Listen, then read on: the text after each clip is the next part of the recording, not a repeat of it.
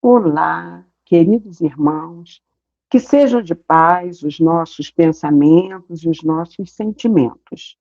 Nós, do Grupo Espírita Paulo de Tarso, do Rio de Janeiro, aqui representado por mim, Norma, do Rio de Janeiro, e pela nossa irmãzinha Vânia, de Uberlândia, Minas Gerais, temos imensa gratidão pela oportunidade de realização do Evangelho no Lar, na companhia de vocês, uma vez que entendemos que quem cultua o Evangelho em casa faz da própria casa um templo de Jesus.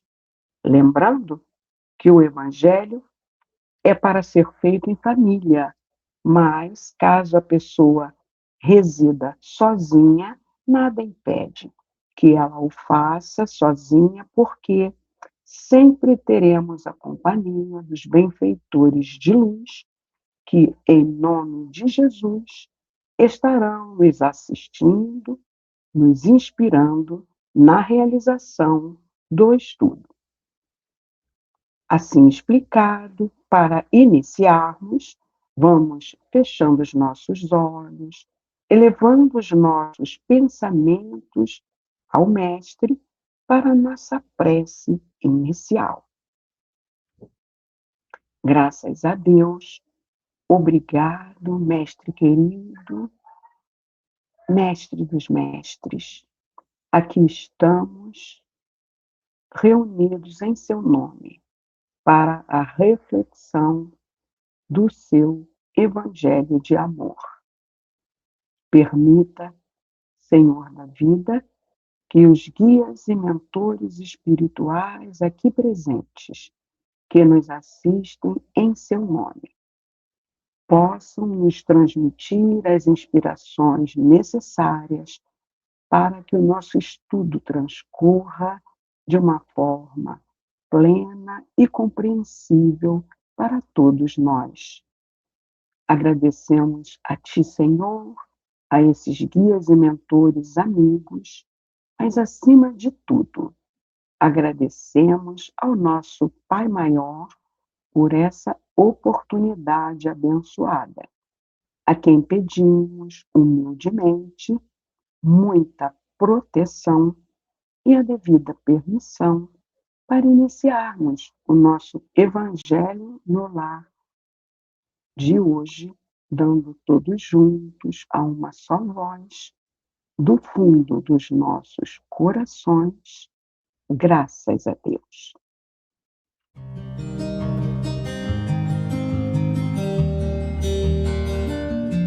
Hoje, meus irmãos, vamos iniciar o capítulo 18, que tem por título Muitos os chamados e poucos os escolhidos. O primeiro subtítulo é a parábola do festim das núpcias. Vamos então iniciar a leitura dessa parábola, meus irmãos. Item 1. Jesus, falando ainda por parábolas, lhes disse: o reino dos céus é semelhante a um rei que, querendo realizar as núpcias de seu filho, enviou os seus servidores para chamar às núpcias aqueles que foram convidados. Mas eles se recusaram a vir. Ele enviou ainda outros servidores com ordem de dizer de sua parte aos convidados: eu preparei meu jantar. Fiz matar meus bois e tudo o que havia feito cevar. Tudo está preparado. Vinde às núpcias. Mas eles não se preocuparam e se foram. Um à sua casa de campo e outro ao seu negócio.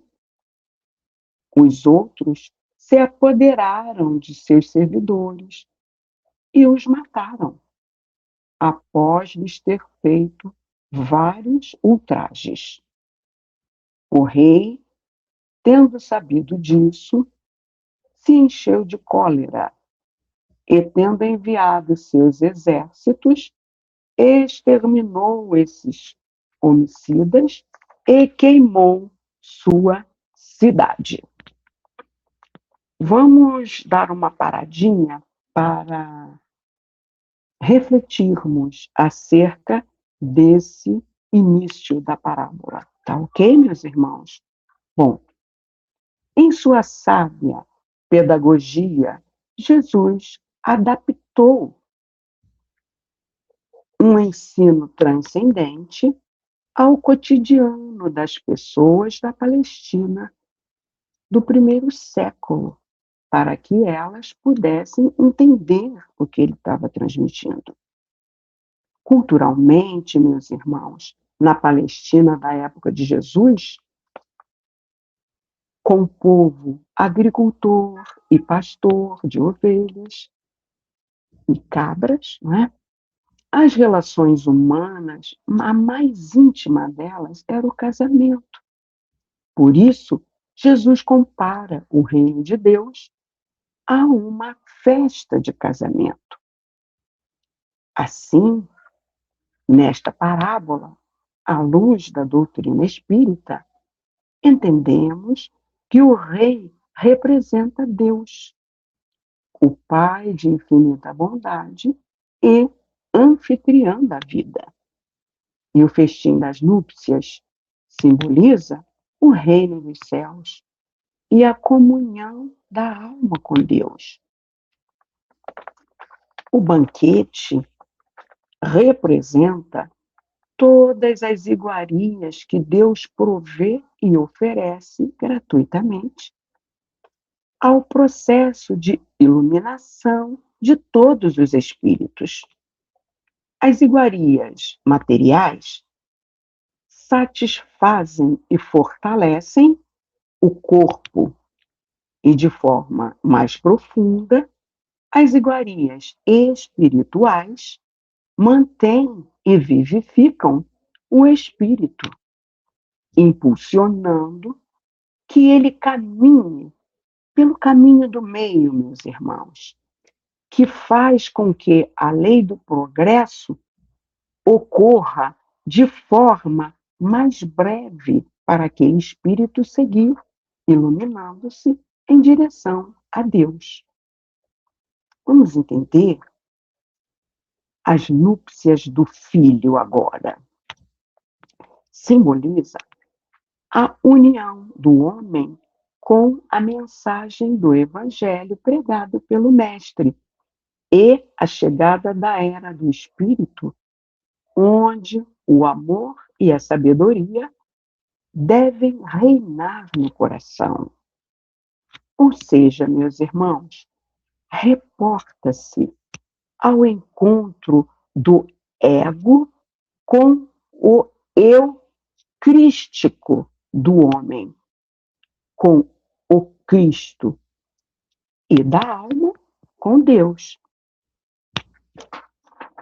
Aí ele fala que o convite foi estendido aos primeiros convidados.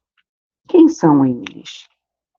São os hebreus, meus irmãos. Esse é o entendimento da doutrina espírita. Uma vez, foi o primeiro povo a acreditar num Deus único. Os primeiros, então, a receber a revelação divina através dos profetas, esses servos enviados que Jesus falou na parábola, anunciando-lhes a vinda do Messias. Bem assim, exortando-os a que se arrependessem de seus erros e se conduzissem de forma condizente com as leis divinas reveladas no Monte Sinai a Moisés, através dos 10 mandamentos. As recusas, às bodas, são feitas por espíritos ainda fortemente ligados a uma vida puramente material. Seus campos e negócios, né, eles preferiram ir para essas opções. Em geral, meus irmãos, a humanidade continua muito envolvida nas questões do ter, possuir os bens materiais, negligenciando o ser, a comunhão do espírito imortal com as leis do Pai que iluminam o progresso espiritual da criatura. Normalmente vão sempre adiando para depois. Já os servos que foram mortos depois de ultrajados, meus irmãos, simbolizam os profetas do Antigo Testamento, que assim sucumbiram diante da tirania de monarcas de seu tempo, que não aceitavam a corrigenda para cumprir as leis de Deus.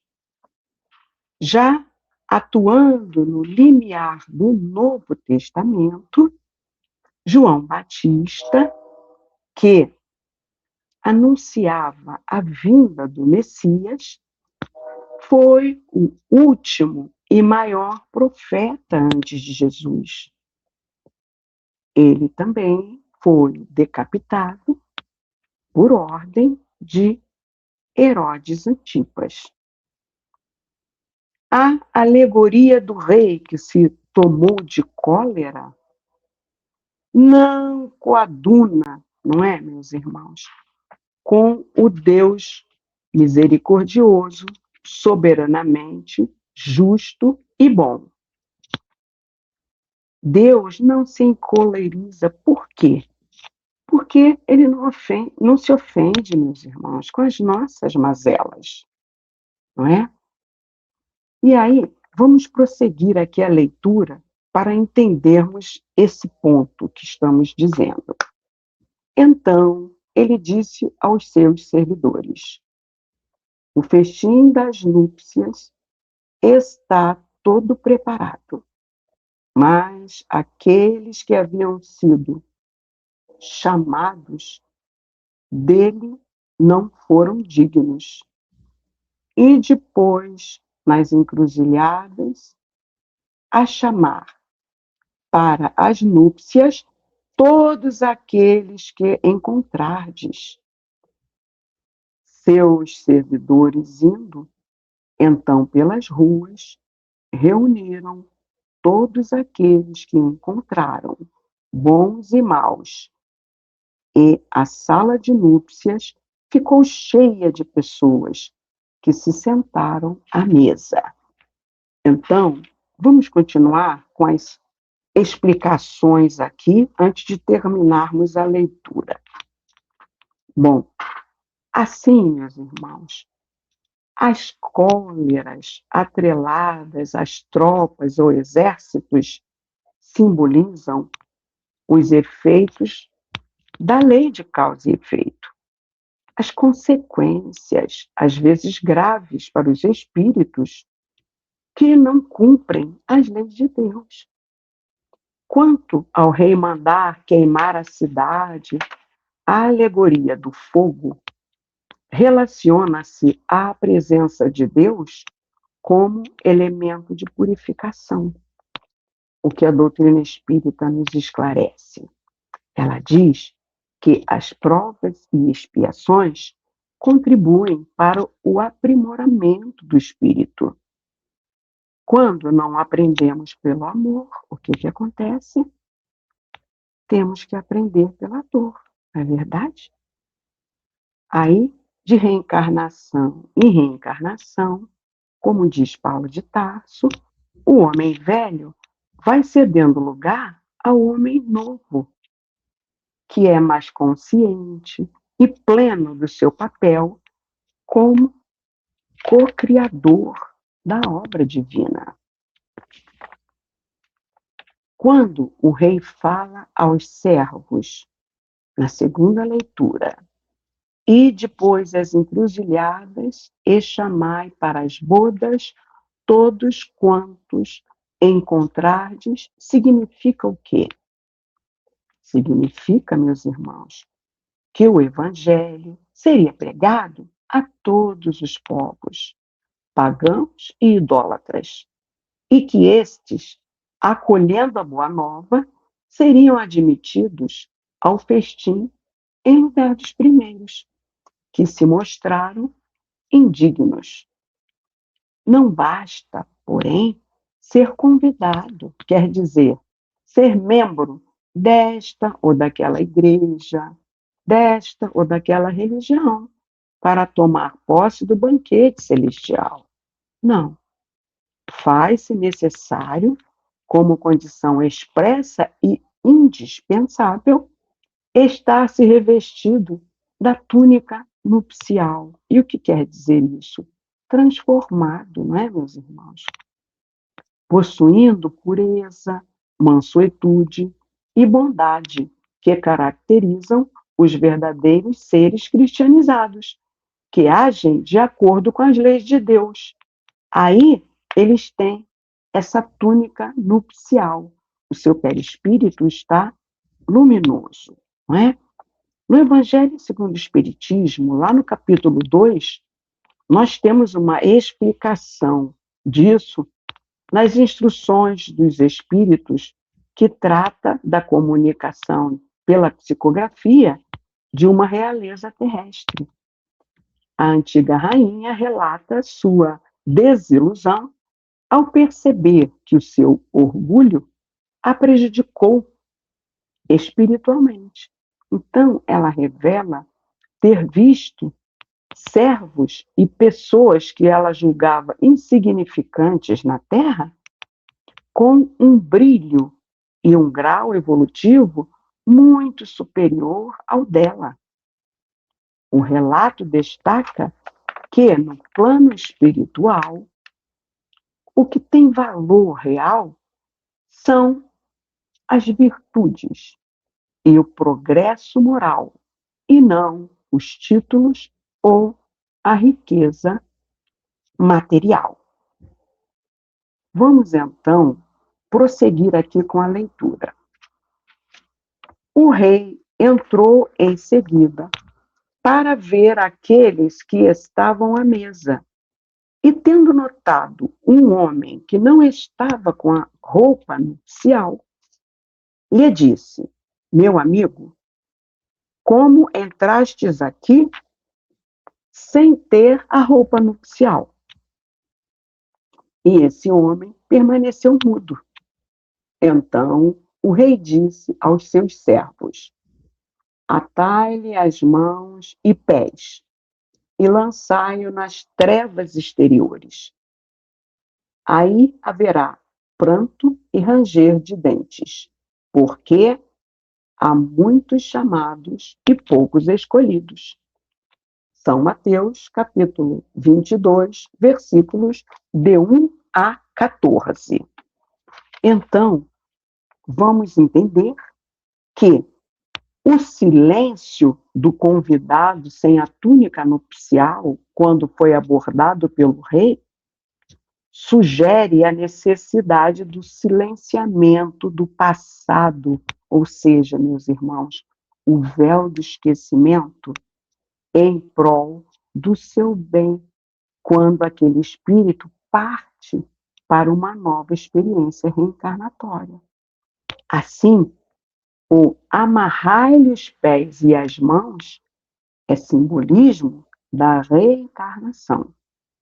Quanto às expressões lançar às trevas exteriores e a outra expressão, choro e ranger de dentes, podem ser interpretadas com as aparentes torturas morais na erraticidade, ou seja, no intervalo entre as encarnações, e os sofrimentos na futura reencarnação, que atuam como instrumentos didáticos do aprimoramento espiritual. Então, meus irmãos, essa parábola nos leva à reflexão que todos nós, espíritos imortais, fomos criados simples e ignorantes, não é verdade? Sendo destinados à perfeição por meio dos nossos próprios esforços. Assim, o convite para participar do festim se encontra inscrito na nossa consciência desde o momento da nossa criação. Por isso, e a todo momento, somos chamados a deixar de gravitar em torno de nós mesmos, do nosso próprio ego, para gravitar em torno de Deus e de suas leis, rumo a quê? A evolução espiritual. Para isso reencarnamos. Muita paz, meus irmãos. Agora eu passo a palavra para nossa querida irmãzinha Vânia, que dará prosseguimento ao entendimento dessa parábola. A palavra é sua, minha irmãzinha. Olá, meus irmãos. Vamos dar continuidade a essa parábola que é muito interessante e que nós possamos aplicá-las à nossa vida familiar. Porque o objetivo principal do Evangelho no Lar é trazer Jesus e seus ensinos para dentro do nosso lar, para que todos nós, a família a qual pertencemos, aqueles que convivem conosco, possamos caminhar juntos em nossa jornada evolutiva. Então, vamos ao item 2, onde Kardec inicia as pontuações referentes aos trechos de Mateus, que foram lidos e muito bem comentados pela nossa querida Norminha. O incrédulo sorri desta parábola, que lhe parece de pueril ingenuidade, por não compreender que se possa opor tantas dificuldades para assistir a uma festa, e ainda menos que os convidados levem a resistência a ponto de massacrarem os enviados do dono da casa. As parábolas, diz o incrédulo, são, sem dúvida, imagens, mas mesmo assim não devem ultrapassar os limites do verossímil. Verossímil, o que é? Semelhante à verdade. Então, o incrédulo, quer dizer, aquele que não crê, quando ouve essa parábola lhe parece de uma ingenuidade de criança, né? Por quê? Ele não compreende que possa haver tantas dificuldades para assistir a uma festa, e muito menos que os convidados massacrem os enviados do dono que foram convidá-los, né? Ele ainda diz que as parábolas são imagens, mas essas imagens devem chegar ao limite daquilo que é verdadeiro, para não cair no absurdo, na fantasia. Vamos continuar com as colocações de Kardec para entendermos melhor.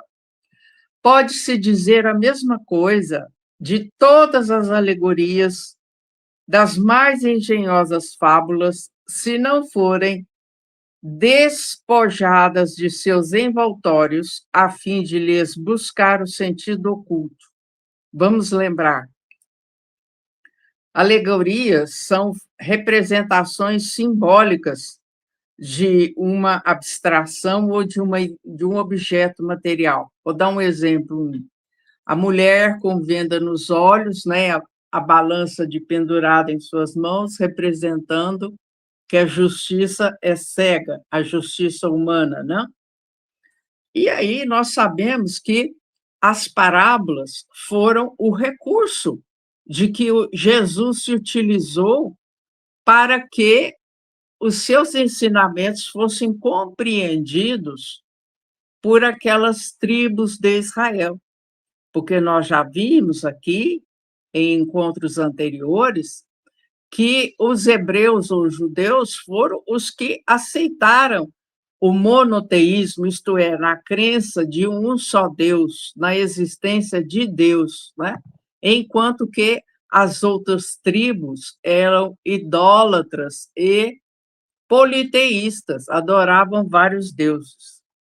Jesus compunha as suas o quê?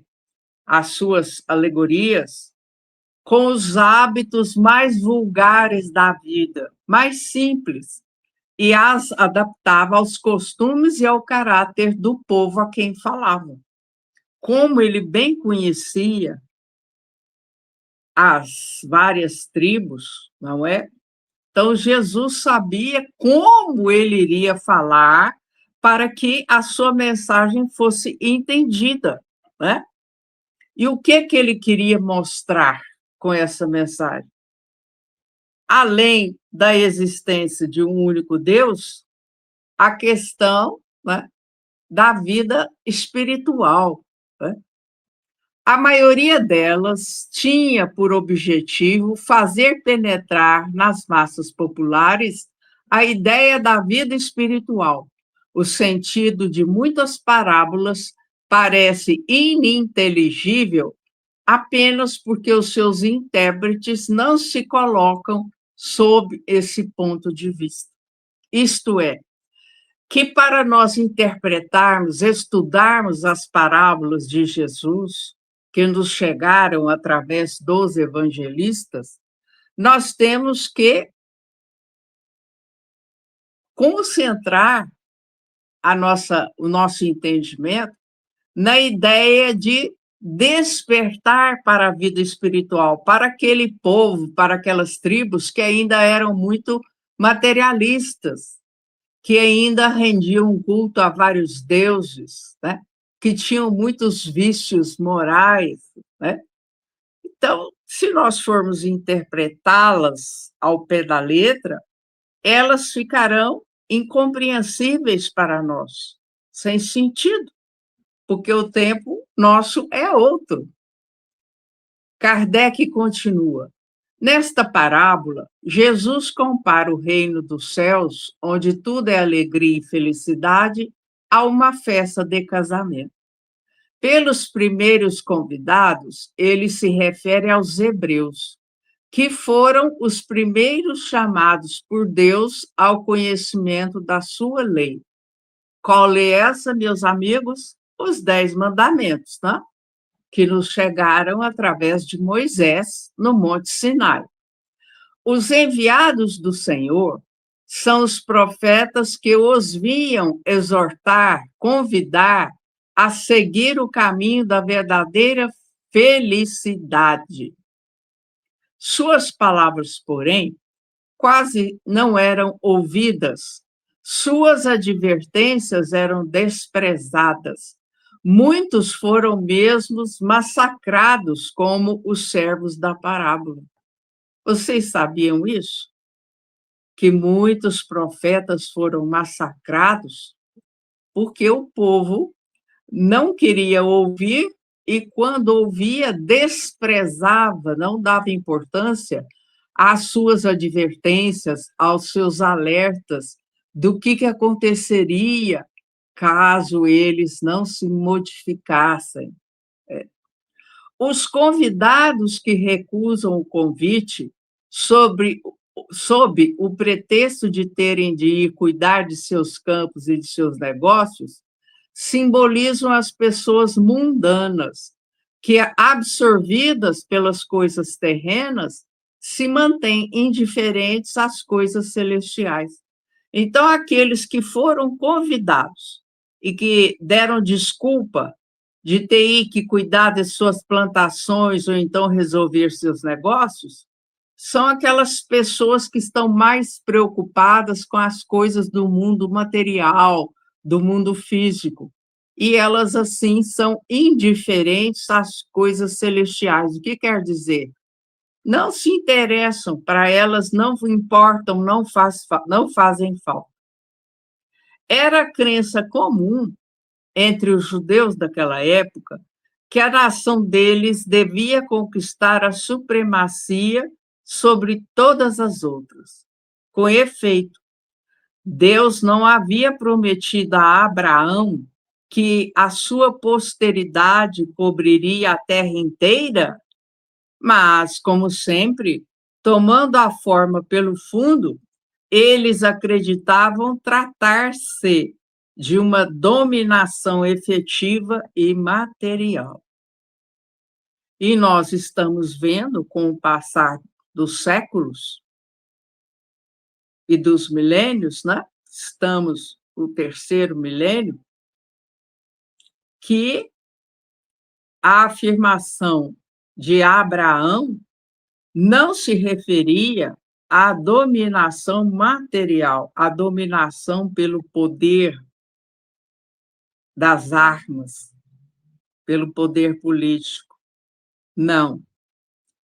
Essa dominação deveria ser da prática do bem, da caridade, de Deus e de Jesus, né? Então, essa supremacia dos judeus, ela pode estar caminhando para esse ponto de retomada da pureza dos ensinos de Deus e de Jesus. Né? Aquilo que nós vimos com Moisés e depois ampliado por Jesus, serviram como preparação para esses nossos tempos de hoje. Daí, meus irmãos, a necessidade de nós buscarmos aproveitar tempo e oportunidade para fazermos o bem a nós e aos outros, porque sabemos que fora da caridade não há salvação.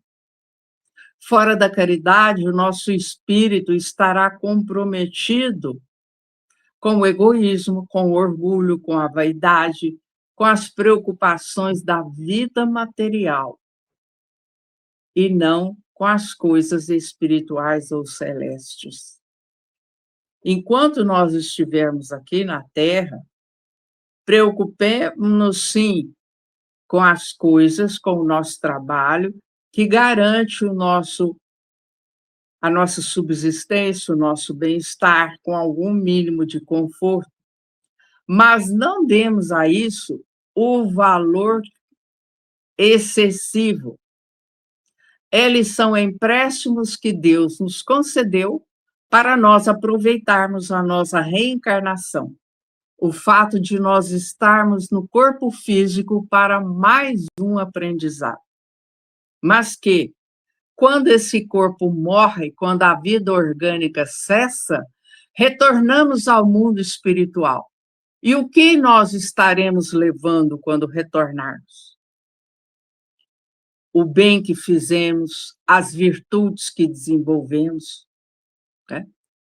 E é claro que as coisas erradas que ainda fizemos, porque somos imperfeitos, mas que nosso esforço, que nosso sacrifício não é em vão. Na vida futura, colheremos as bênçãos a que fizermos jus, pelo esforço, atendendo à prática do bem, da caridade, ao progresso que todos nós temos que seguir, porque é uma das leis de Deus. Então, fica aqui esse chamado para todos nós. E para que as leis divinas e os ensinos de Jesus penetrem em nossos corações à luz da doutrina espírita, nós precisamos estudá-los, nós precisamos falar sobre eles. Se tivermos dúvidas, perguntarmos a alguém em quem confiamos e que consideramos preparado para nos esclarecer. Enquanto nós estamos aqui na Terra, onde é mais fácil. Pode achar que não, mas é mais fácil. Tá? Então, vamos pensar nisso com carinho? Agora, chegou o nosso momento da magnetização da água.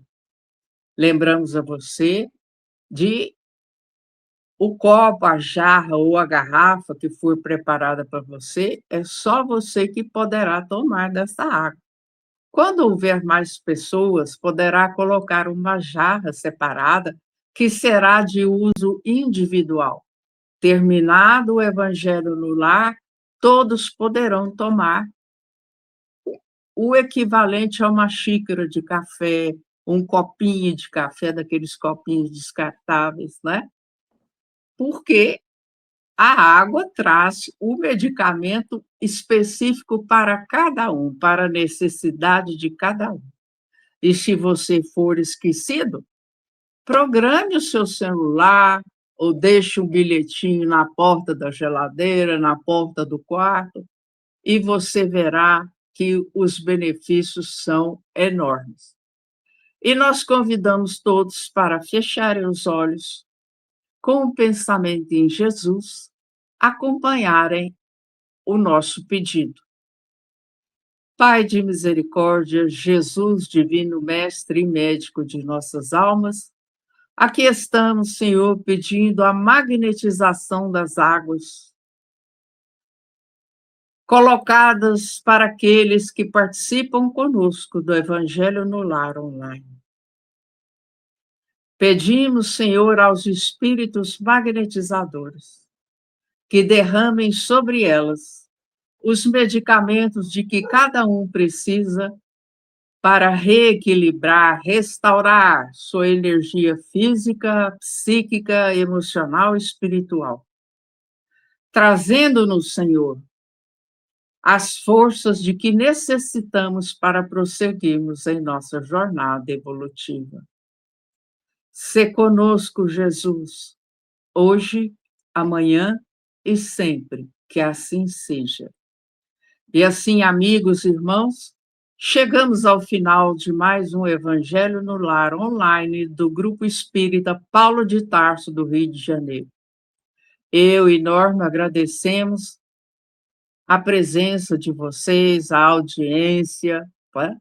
E que essas lições semanais reverberem em nossos corações, envolvendo nossos lares em fluidos salutares e fortificantes.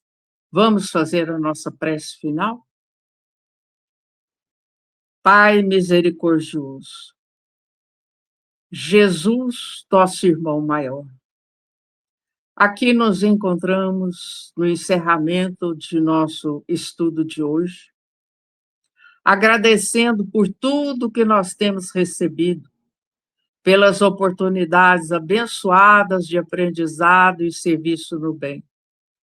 Pedimos, Senhor, em favor do planeta Terra, em favor da paz no mundo, de toda a humanidade encarnada e desencarnada, destacando, Senhor, os acamados em seus lares e hospitais, os moradores de rua, os dependentes químicos, os políticos, aqueles que se encontram envolvidos em calamidades climáticas, aqueles que se encontram em guerras, na fome, na miséria, por todo canto onde haja dor, que a vossa misericórdia e o vosso amor levem o amparo, o alívio, o consolo, o esclarecimento.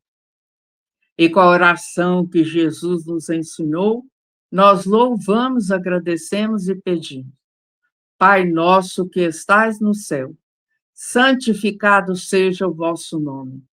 Venha a nós o vosso reino, seja feita a vossa vontade, assim na terra como no céu. O pão nosso de cada dia, dai-nos hoje, Senhor. Perdoai, Senhor, as nossas dívidas, assim como perdoamos nossos devedores. Não nos deixeis, Senhor, cairmos em tentação, mas livrai-nos da prática do mal. Que assim seja, graças a Deus. Um grande abraço a todos, muita paz, muita luz e mais fé. Até o próximo encontro, se Deus quiser.